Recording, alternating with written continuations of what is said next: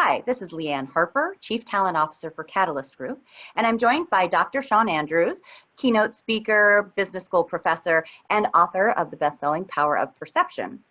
Dr. Shawn, one of the common misconceptions that people have is that diversity and inclusion are the same concept. Can you talk us through the difference and the nuances between those? Yeah, absolutely. I would say probably the most common misconception is that if a workforce is diverse in their hiring, perhaps if they're entry level or perhaps in middle management, then they're also inclusive, right? They go hand in hand. But that couldn't be further from the truth, because what a lot of managers do is they'll focus on the recent additions to the workforce. So for example, it could be hiring more African American workers. It could be hiring more Asian workers. It could be hiring more women.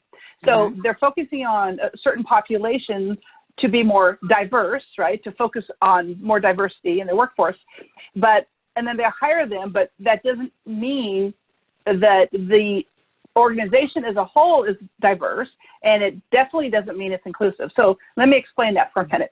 So sure. I like to use a jelly bean, and so picture a jar of jelly beans.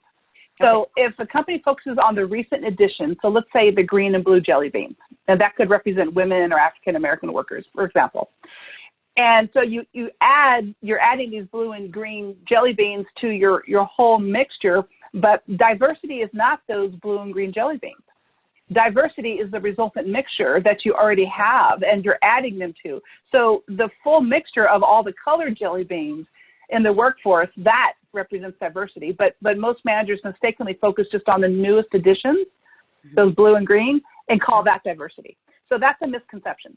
But the other piece of it that's important to note is that just because you have a diverse workforce doesn't mean you have an inclusive culture to support that. And we see this again and again in industry, is that individuals who are hired on the premise of diversity perhaps don't stick around because they're not in cultures that support diverse perspectives and diverse, schools of thought, for example. And so they end up just self-selecting out, or they get fired, or they just leave. And so you have to have the inclusive culture that supports that diversity as well. And so I would say that is the most common, misperception.